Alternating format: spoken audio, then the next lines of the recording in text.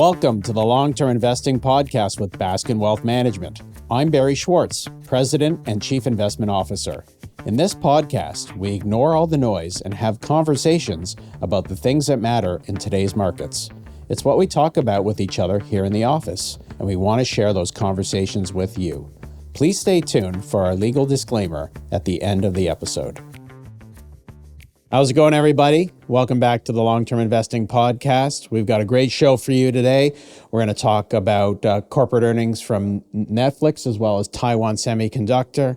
We'll also get into what the heck is going on with all the software companies, and is it a legit risk or is it a great opportunity?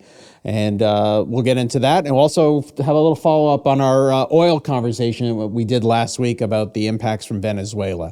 But before we get into that, let's get into this. If you like this podcast, of course, please subscribe to us on YouTube, on Spotify, and on Apple. Baskin Wealth Management has been managing clients' money across Canada for well over 25 years. Please check out our website. We're very proud of our long-term track record as well as how we manage money. And if you want to learn more about our process and how we do what we do and how we help clients meet their long-term goals, please reach out to us and we'd love to discuss our services with you. So here we are, January, thick of January, deep freeze coming. Natural gas prices up 20% this morning. Did you see that, Ernest? Yes. Yes.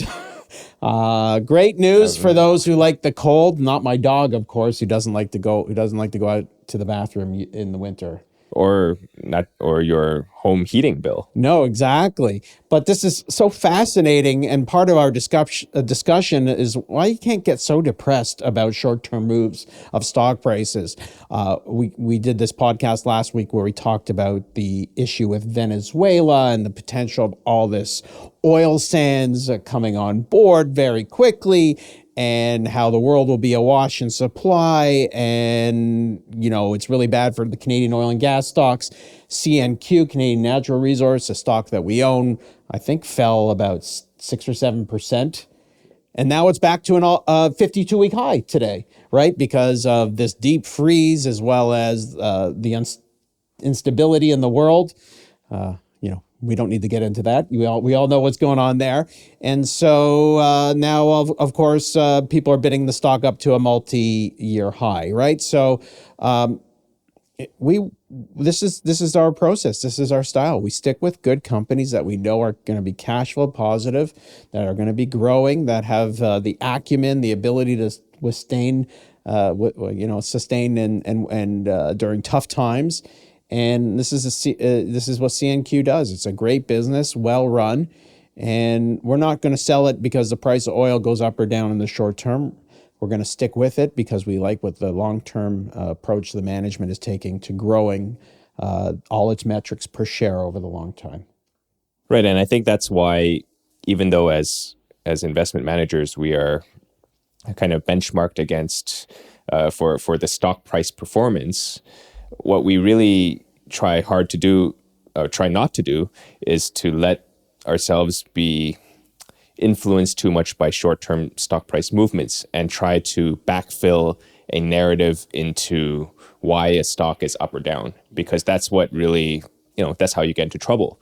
When you see a stock price going down and then you look for reasons why the company's in trouble and then convince yourself that maybe you missed something about it and that you should sell the stock, when in fact it's just kind of normal course volatility. So, and let's get into quick specifics about it. Okay, so with the CNQ, right, the news was that because the U.S. may get the Venezuelan oil sands back up and running to full production, maybe that will happen in a short period. Maybe it'll take a long time. Maybe the world will need more oil in the future. Maybe the world will need less oil.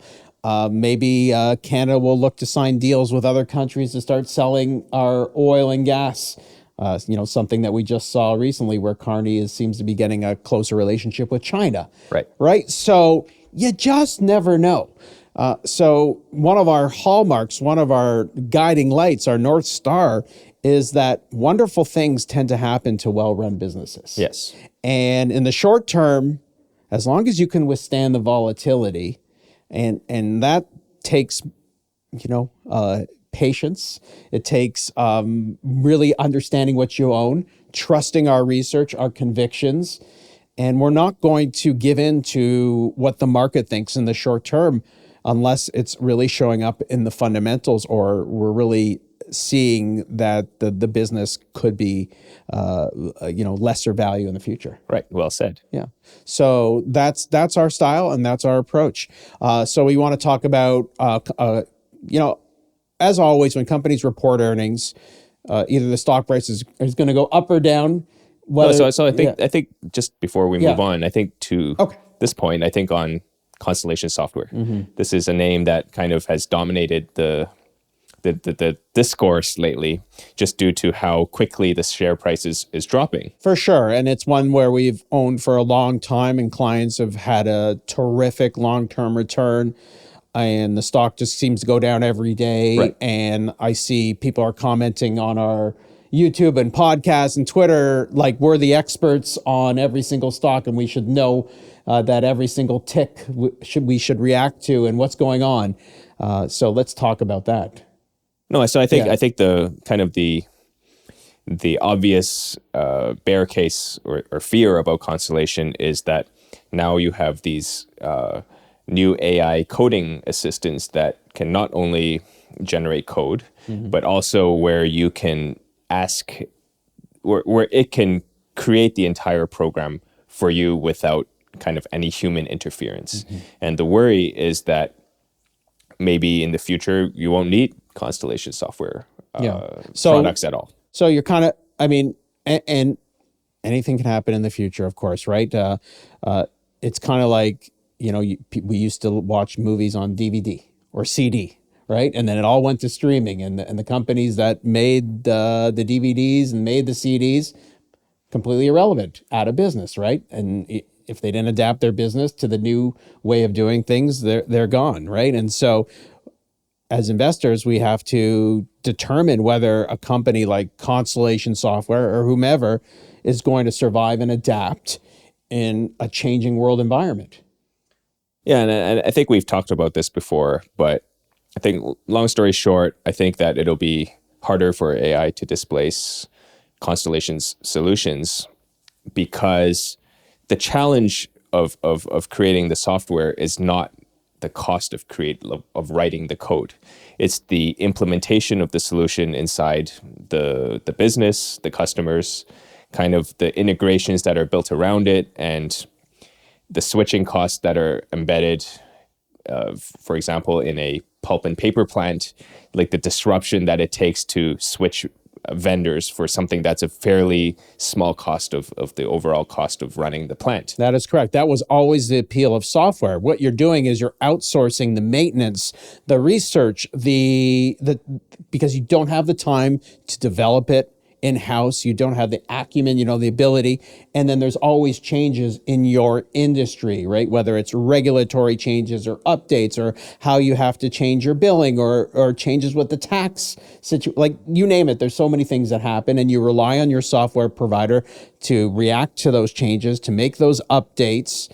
I don't care how they do it, whether they use an AI coder or an actual person. What I'm paying them for is kind of like they're an employee that's providing this service that I don't have the time or the ability to do on my own. Right. Yeah. And so I think that's the first part. And the second part is whether Constellation can continue to make acquisitions at the pace that it has in the past, which has kind of always been the worry about Constellation as it grew larger, because the amount of acquisitions that it would need to do is just, it grows every year. Yeah. And so I think on that front, they've made some moves to drive that, and we'll see how it goes. We'll see how M&A goes this year, but they've created a new operating group. I see they're still making acquisitions. They're not, They haven't said we're stopping making acquisitions in software because of AI. And I think you would trust a management team who knows software and sells it for a living, that they're not that worried. So we don't need to freak out either. And also they've created they've started to look for acquisitions outside of software as well. Which is not a new thing, right? They've always talked about that. So I think we'll see how that goes. And so I think for Constellation and for kind of software in general, really reminds me of the early 2017 period when auto parts and auto parts retailers such as AutoZone, O'Reilly, they sold off because of worries that Amazon was just going to take over the world. And so you would buy your auto parts from Amazon. Right. It ships to your house. You don't have to go to the store. Yeah. And the share price fell like 20, 30% in many cases because Amazon was announcing initiatives in auto parts. Like they signed deals with retailers. They were like adding the inventory of wipers and those kinds of things on their site. But what ended up happening was that Amazon did obviously becoming a very successful and dominant retailer, but the auto parts retailers themselves managed to adapt it. Okay. And their business models ended up proving more resilient than people thought. And so I think that with a lot of software companies, that will end up kind of having a similar situation. Yeah, I mean, our take at the moment is I think AI is going to unlock so much productivity. Right. And it's going to replace nuanced and grunt work tasks. And as a result, you're going to be paying someone or something for these services. Our takeaway is possibly some software will become irrelevant. Right. Possibly some software will become even more mission critical. Possibly some software that you're paying for, you may use more. You may pay, they may come up with other services to sell you that improve your productivity that you haven't even thought about. And so it's too early to make a decision. The stocks react well before the news. And that's why, so when a client will say, oh, Constellation's down, it's not unique to Constellation. Every company in software has been beaten up.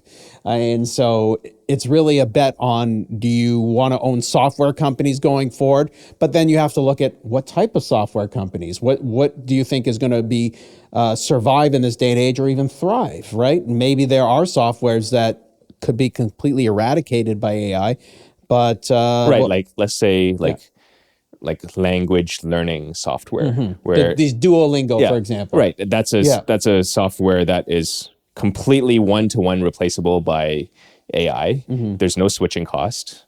There's no integrations with other software. And it's very, very easy for you to use AI. I just feel that as humans, we need some certification. We need stamps of approval. That's why Moody's exists. That's why FICO exists. You need a certification. And whether it's Adobe or Constellation Software, these are going to be the certifiers that you're using the right product going forward for your right business, and you can feel comfort that it's being maintained for you. Like I said, we don't care how the sausage is made. And okay, fine. Maybe great news. Maybe we'll be paying less for some of these softwares. The stock prices of a lot of these software stocks have already fallen dramatically. So the market ain't stupid. Maybe it's already priced in what's going to happen, right? And so that's the bet you have to make going forward is all the bad news priced in? Is there any bad news even in that stock? Is the market completely overreacting?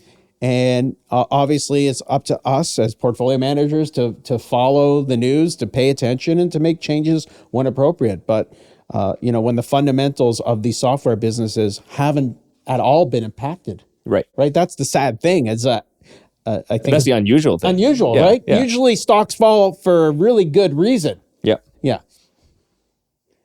Meanwhile, on AI, where you had tremendous, we switched away from a data software company to buy Taiwan Semiconductor. That turned out to be a terrific trade. And let's talk about Taiwan Semi's earnings, as it certainly gave guidance that AI demand for its products is like off the charts. Yeah, I think there was basically no bad news in the quarter, where I think sales were up at I have the figure here, but they were up 25. They expect sales to grow 25% through 2029. So 25% a year. Yeah. per year. On top, and this is on top of the tremendous growth that it's already had up until 2025. Yep. Yeah. And as a result, they're going to be raising the amount of capital that they're spending on new fabs to be able to meet the demand for AI chips.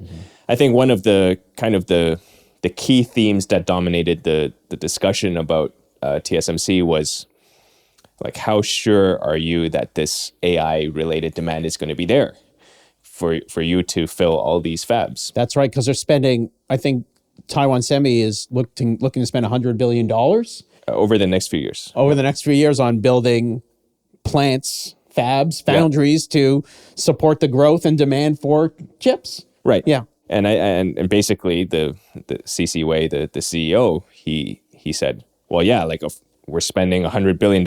Of course, we are super careful about how we're thinking about this AI thing. And we really think it's real. Yeah. Like all the companies that we're talking to are showing us the work that they're doing with AI. And they're very confident that the demand is going to be there to support the capital that they're spending. Not only that, he also mentioned that his customers are seeing actual benefits from the investments in AI. Right. I think Facebook was the one that he was referring to. Yeah, but they're seeing, you don't spend $100 billion without expecting a return on it. Like, that's insane. Right. Right. Maybe you spend $100,000 to throw it away on a speculative thing, but you're a multi-trillion-dollar public company. I can't fathom that you're that stupid to throw $100 billion away on something that the demand's going to go away in after everything's built. And that was kind of the skepticism for semiconductor related companies in the past, which is that it goes through all these cycles where when chip demand is hot, companies build too many fabs and then demand goes away and then there's oversupply in the industry. But because now we're in a situation where essentially there's just one company left, they are being much more prudent and rational about adding new chip manufacturing capacity, even as the sophistication of the technology required is increasing as well. So I think that, long story short, I think everything's going really well for TSM, and I think they're doing a great job managing the business. An interesting point about Taiwan Semi, of course, is even though the stock has done really, really well the last few years, the multiple you're paying for earnings hasn't budged because the growth is catching up to the stock price movements, and that's give or take. So maybe, again, like this is just somewhat a backfilling narrative of the stock price performance, but I think one of the things that we came to realize after we owned the stock was how much we were just kind of talking ourselves into not owning a great company trading at a very reasonable price before we bought it. Because we followed TSM for a while and we knew it was kind of a dominant player in what they did. They have good financial returns on the plants that they're investing in. They have good margins. But we said, well, maybe China invades Taiwan and we lose our money, right? So we came up with excuses to not own the stock, but failing to recognize that it's a little bit more complex than that. Like the company themselves are working to mitigate these risks, and that sometimes if you see money on the ground, then you should probably pick it up. I think so. Speaking about money on the ground and the stock price reacting to a narrative that we think completely doesn't make sense is Netflix, right? Killer year for Netflix. Let's ignore the Warner Brothers acquisition for a moment. 22%, I think, earnings growth year over year, double-digit top-line growth, 325 million subscribers. That's up 100 million since the pandemic. Right? Everybody said when the pandemic happened that's it. They peaked with the subscribers. We're all at home. There's nothing else we can do. And here we are a few years later, and they've grown the business by 50% more. And the world has obviously, somewhat come back to normal. It's never normal. But you get the point. Is great results for Netflix, but because it's involved in this Warner Brothers acquisition, that's really the narrative on the stock, and everybody's ignoring the strong fundamental results. Well, I think that with Netflix, I think the worry is, well, first of all, like They grew well in 25, going to grow pretty nicely again in 26 with, I think, 13% sales growth, 16 or 20% profit growth. So clearly very strong results. Margins are up. Margins are up. But kind of the worry is that viewership is not growing. I think viewer hours were up only 2%. There's only so much time in the day. Right. Yeah. And so I think that's kind of the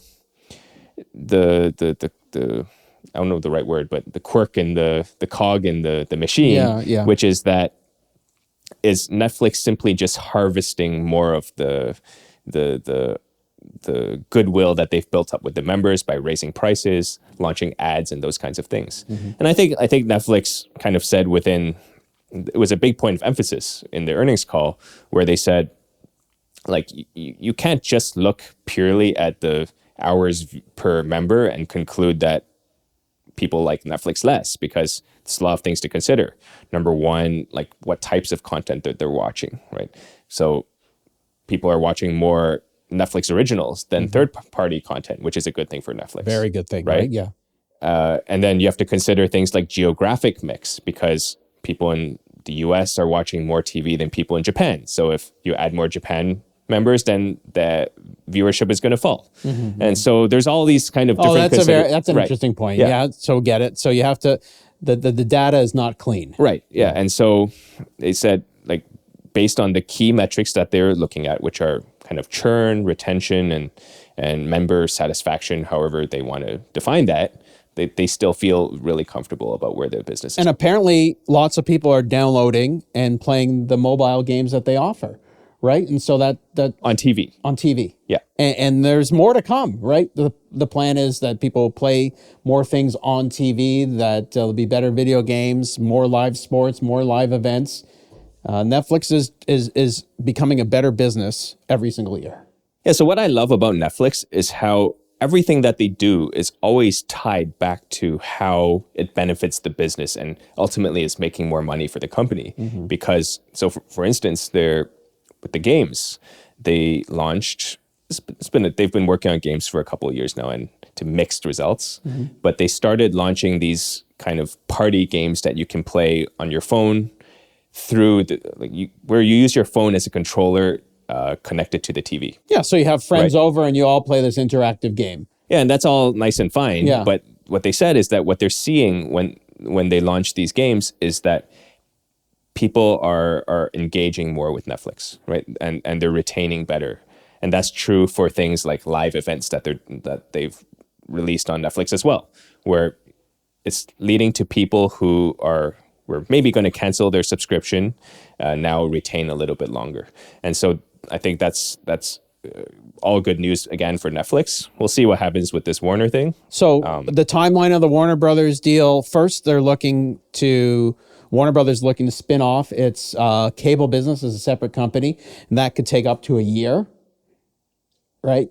No, so right where we are right now with this is that I think Paramount made a bit of noise about the whole process and why Warner should have chosen them. And so in response, Netflix changed its offer to all cash. So no longer any stock component. And I think that's a smart thing, given that Netflix shares have also fallen since it made the acquisition. And as a shareholder, I wouldn't want them. We think the stock is significantly underpriced right here. Whether or not the market agrees with us, we'll check back here in a couple of years. But the bottom line is, as a shareholder doing the math, I'd rather them borrow the money, take on a little more debt, than give up my shares at a much lower valuation, especially when the business is firing so well on all cylinders. Yeah, so I think right now, I think most people expect that Paramount's probably going to come back with a revised higher offer. We'll see what happens. We'll see whether Netflix... There's no need to even worry about the steps. Bottom line, though, even if Netflix wins the day, it's still going to take 12 to 18 months to close this deal. Right. So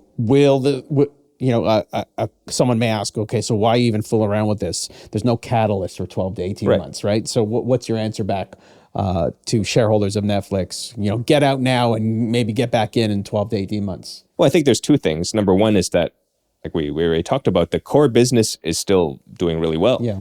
And I think that almost everything that they're doing is great from a business perspective. Like the technology that they're doing, like they're kind of remaking their mobile app again, right? They're just so far ahead of everybody else in streaming. And then secondly, I still think that this deal for Warner is fundamentally misunderstood by most investors in terms of the opportunity that Netflix has. We think Netflix is actually stealing Warner Brothers at this valuation. It's like we're so excited that it will go through, but so I don't see any reason why I would want to sell the stock, given that all the things that they're doing we like as shareholders. Yeah. So that's kind of how I would. And again, like we're not really trading in and out of the stock based on catalysts. We're long-term shareholders in a company that we like. Beautiful, beautiful. So that sums it up on Netflix and Taiwan Semi, and I hope you got some insights into our thoughts on software and what we're thinking about in terms of Constellation Software. You know, in the stock market, any company stock price can fall in any one year by a whole hell of a lot. And you may feel it's unprecedented, but in my 25 years, this is how it goes. This is what I've experienced. I've experienced stocks in our portfolio that have fallen 20, 30, 40, 50, 60, 70, 80%. Yeah. Sometimes they recover, sometimes they don't.